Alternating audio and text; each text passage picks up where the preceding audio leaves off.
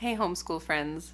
So I pretty much always start planning for the next homeschool year around this time of year. So February, March, I start the process of really thinking through a lot of different things in our homeschool and trying to envision what the next year will look like. And I start trying to work through that puzzle. And since I was doing that already, I thought I would just take you along, kind of take you along for my process. So this is going to be a pretty casual, hopefully not too confusing video that will be helpful and encouraging for you as you are also probably starting to think about next year.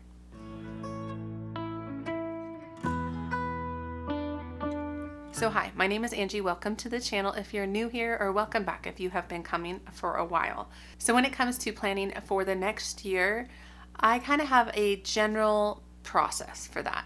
I honestly start kind of big and broad and I work to more specifics. And I think that's a good way to do it. Like, I tend to start with goals and vision, which I actually just made a video about a couple weeks ago, how I do that, how I think about it for my specific kids, and kind of how I think about it in general for homeschool. So I revisit that, I think about that, I make sure that those things still apply, and then I dive more into assessing. So I assess the current year, like the current set of curriculum. Is it working? Do we like it?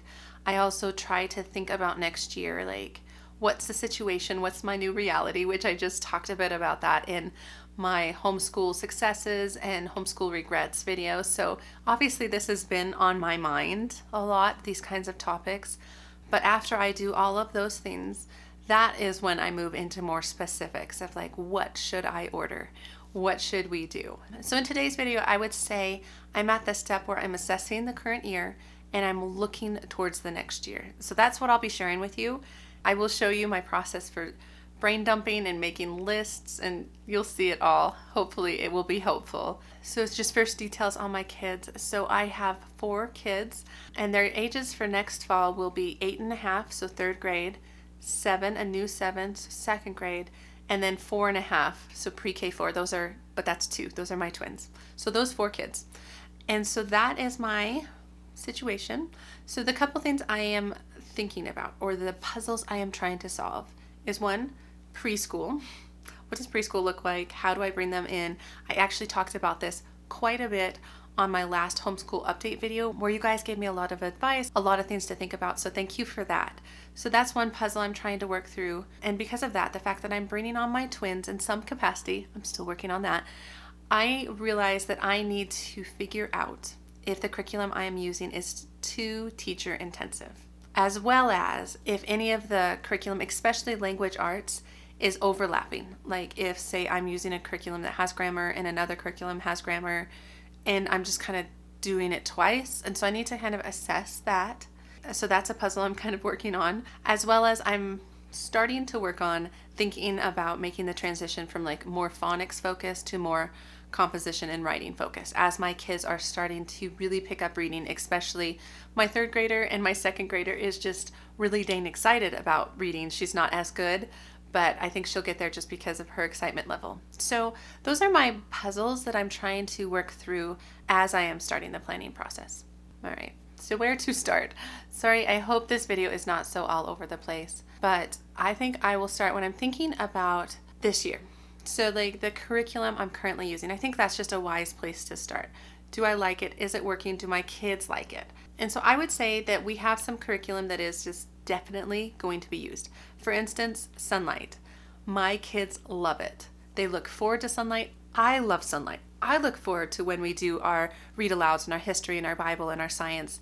So sunlight we're keeping. We're keeping the history, Bible, literature, as well as the science. So that I don't really even have to think about. I will be sharing some unboxing videos shortly within the next month or so you can get more specifics about what we're using for sunlight, but we are definitely using it. So that's not even a puzzle I'm trying to work on. We're just using it. The other thing we are for sure using is math. So we switched to Saxon math at the beginning of last year. We made a huge switch from Singapore math to Saxon math. I can leave a video above as to that process, but it has been a really good switch. And my confidence level in that is higher because I've been chatting with my kids about how they like it. What are their thoughts? Do they think it's a good fit for them? And my son, who was the one who was struggling a bit more with Singapore, he feels like he's learning the math facts because it just keeps coming back and keeps coming back. It's not new stuff every day. That's what he was telling me last night when I was talking with him about if he wants to stick with Saxon or not. So I do recommend that. I mean, obviously you can't give them full control over your curriculum choices, but it is nice to have some more communication, and I'm more confident in moving forward with Saxon because I have chatted with him, if that makes sense. So those are the things that we're for sure keeping. Now that moves us to the thing that has been on my brain and the puzzle that I just cannot totally work through, and that is language arts. And that's language arts. It has been a bit of a struggle for me. And it's not just because things are going badly. It's just trying to figure out how I can do it well and what I need to put more focus in as the teacher and what I can try and make more independent. Things like that, I feel like I am processing. So I'm just going to show you my notebook because I just picked up a simple notebook at the beginning of the year, and this is just where I do a lot of brain dumping because I feel like it's on my mind and then I just want to write it down. I'm looking at some of my old notes. So the first thing I did was I just wrote down my son, 3rd grade, my daughter, 2nd grade, and then I started writing the subjects. They're going to need phonics and spelling and all these things. So I put those all down. And then I started working the problem, if that makes sense. So I started putting down what we have because we're currently using Abeka for phonics, which I really like. So I'm not doing like the whole language arts program, but the workbook for grade 2 is both phonics and language arts. And it's more language arts. They are definitely moving away from phonics come 2nd grade. But there's still phonics. It's still a bit of a reading program. So I have that. And I really like that, and I want to finish out with the phonics because I have seen such growth in my son with the phonics. So I made that choice, but then, okay, so that means there's grammar is covered there. But this year I started picking up essentials in writing, and we've been enjoying it. But it's also grammar. But I don't want to do 2 grammar programs. I mean, I could do essentials in writing and just do the writing program because I don't want to do Abeka's writing program. So you see kind of where I end up. And so then I'm like, well, maybe I'll just use IEW. Or maybe I won't do very much writing at all because he's still in 3rd grade, and I feel like 4th grade is a great time to start. That's actually the recommended age for IEW to start structure and style A or whatever it's called is 4th grade. What do I do with 3rd grade? I want to set him up for that, but I maybe don't need a full big writing program because he's still finishing out phonics. Okay, so that's the things I'm thinking about. And then you throw spelling in there. So spelling. I've been using All About Spelling. I have a video coming about how I've been using it, and I really like it, and I think the program works really well. But part of me wonders if I need to be spending that much time on that subject. Like, spelling takes us a while, and it takes a lot of my time. It's very teacher intensive with All About Spelling. So maybe I need to switch spelling. And then that just opens a whole other set of possibilities. And then I start to feel a little bit overwhelmed. I'm like, okay, I'm pulling from this program and this program and this company and this company. And then it makes me feel like I want a program that has it all in one, right? And so then I start thinking, okay, well, there's the good and the beautiful. All right, there's Sunlight. Sunlight Language Arts has a lot of subjects all in one. So that made me want to revisit Sunlight Language Arts, which I have a lot of the resources and I really liked. The only thing that pushed me away from the Sunlight Language Arts was I didn't feel confident enough to have such a loose style of teaching things like grammar. So part of me is like, well, maybe I can keep Abeka, which I love, which is Abeka's phonics and language. And I did not love Sunlight's phonics. I already knew I wasn't going to use it. So maybe I could combine Abeka and Sunlight, like, because I don't like the grammar or the phonics in Sunlight Language Arts, but I love that in Abeka. So those things are kind of starting to think about. But then there's like the good and the beautiful, which I haven't jumped into at all. I did not like their phonics. I did the pre-K program, and I looked through their kindergarten program when I was trying to decide what to do, and I did not like the look of it. I felt like it wouldn't work for my kids especially. So I had kind of put aside the good and the beautiful, but now I'm thinking, as I'm bringing my twins on, maybe I should consider an all-in-one program like the good and the beautiful. You see why my head is just this big puzzle? It feels like I'm trying to solve something that I can't quite figure out. Okay, I'm looking at my notes and I see that when I'm trying to work these problems out, I also have to almost map out a few years in advance because the programs run differently. Like, for instance, the good and the beautiful becomes more independent in grade 4, and Sunlight also does around grade 4, or the language arts level D is more independent, like as in it's written to the students, not so much written to the parents to teach the students, if that makes sense. So then as I'm thinking about that, I'm like, well, that does sound nice. I mean, granted, I'm still in those younger years, so it's not like I ever have the expectation of a curriculum taking over for me, but I like the idea of moving towards more of a student-driven program. So those are some of the things I was thinking.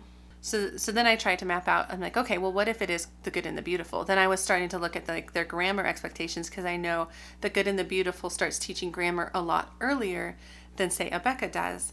And so in order to hop from Abeka to the good and the beautiful, I would need to see where the gaps are and try and fill some of those things in. So I was trying to assess that kind of a jump. So I was doing that. But then, like I said, I was also looking into Sunlight Language Arts. And to me, that's a little bit more appealing. One, I've used Sunlight, and I know I do like it. The creative expression and the grammar were some of the things that I found more difficult. But what I found as I was looking at samples and different things on the language art side of Sunlight is that come Language Arts Level 3, they have what's called diamond notes, which is a way of teaching writing. And I liked that idea because, like I said, I feel like, okay, if I want to maybe do IEW in the future, it's not really till the 4th grade starts, so what do I do in 3rd grade? But if Sunlight uses level 3 to really teach writing in a way that sounds really cool and has a lot of good reviews, maybe that's a good stepping stone for grade 3. And it could result in that we really like Sunlight Language Arts, like that just clicks with him. Or it doesn't, and we go to IEW in grade 4, sort of idea. So that was appealing. And then with Sunlight also, it has spelling lists. And that way I'm not running a separate program for spelling. It's already part of the Sunlight, as well as vocabulary and readers. So all of that is within Sunlight. And I was already planning on using the readers from Sunlight, not the readers from Abeka, because I just really like Sunlight's books. And so I was already planning on doing that. And so then I'm kind of swinging more towards Sunlight. I'm like, well, that might be just a really good option for us, especially since we already use a lot of the programs from Sunlight, is to give the language arts another go, especially since I am using Abeka to teach some of those strong language skills, since I am a little weak in that and I have a tough time with a looser program because I just don't feel as confident. Oh my gosh, I don't know if this is making any sense to anybody. I hope it is. I hope it's a little bit helpful. So then I was swinging more towards Sunlight, and I just mapped out the next couple years. I was like, how would this work if we did Sunlight Language Arts? Would we be able to cover what we need to and maybe just stick to Abeka and Sunlight? And so far, I feel like that's where I'm landing, but I'm still kind of trying to puzzle that out, because really the baseline is I'm trying to solve the idea of I don't want to double up my programs. Like, I don't want 2 programs that teach the same thing. And I don't want a lot of teacher intensive programs.